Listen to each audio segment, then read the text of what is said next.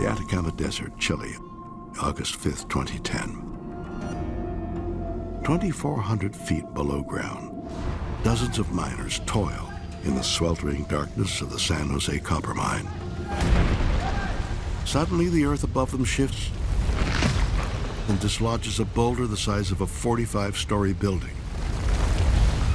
The massive boulder comes crashing down, causing the mine shaft to collapse and blocking the ramp that leads up to the surface.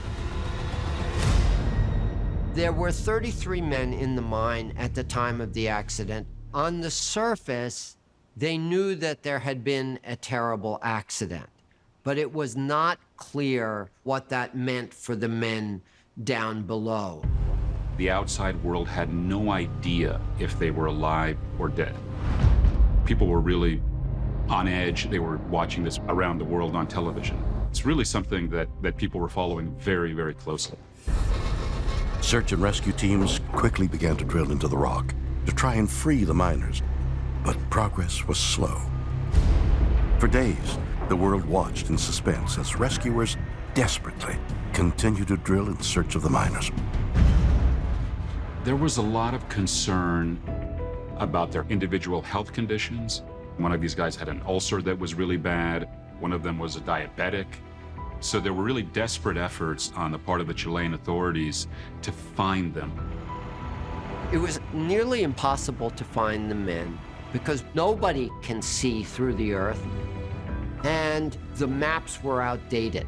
And that meant, as one of the drillers said, we're drilling blind. Finally, after 17 long days, one of the rescuers' drills uncovered evidence that, incredibly, the miners were still alive. The miners had found some red paint so that when the drill came down through, they could paint on the drill to show that we are alive. In the drill, they sent a note out that said in Spanish, "Estamos bien en el refugio los 33. We are okay in the refuge, the 33 of us." And that really just changed everything. Rescuers sent down small packages of desperately needed supplies through the narrow hole leading to the miners. They also sent down a small digital camera. The video paints a harrowing portrait of the conditions the miners had been trapped in for the previous 17 days. Somehow, the men had survived on only a week's worth of food and water. These miners were trapped almost half a mile underground with a few cans of tuna fish. They had to resort to drinking water that was used for industrial purposes. Also, they created a system in which they had a democratic vote, one man, one vote. And the majority, if they decided on something, that was the way that they were going to go. Without knowing it, the Chilean miners walked into one of the most important survival strategies there is, which is creating a sense of collectivism and leaving each of them feeling less alone with this nightmare that they were in. After discovering the miners were alive, rescuers estimated that it would take months to drill through a half a mile of solid rock and reach the trapped men.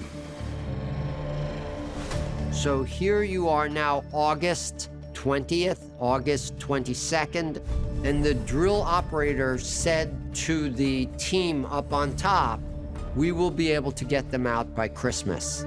So you are going to have to tell the men that you're going to have to be down in that mine for 3 more months. To combat their feelings of helplessness, the trapped miners turned to their last remaining refuge, their faith. One of the things that really struck me about why they were able to make it for so long was their religious beliefs. They really felt like prayer was one of their strategies to help them make it through this.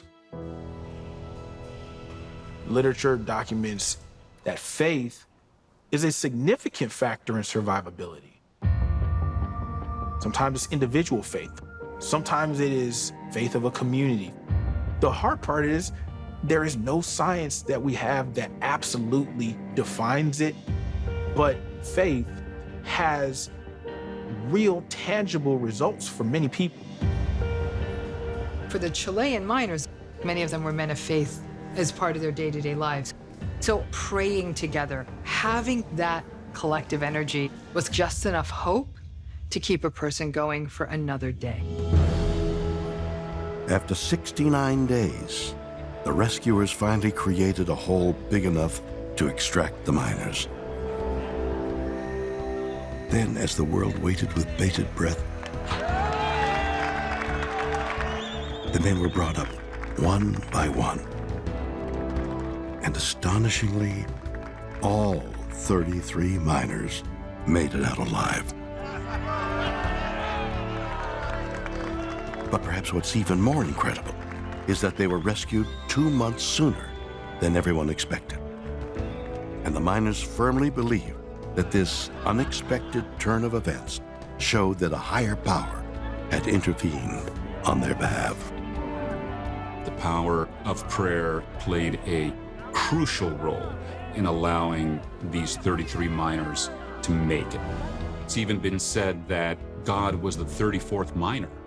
Several of the men who were trapped down there said that. They really felt like their belief in God was why they were rescued.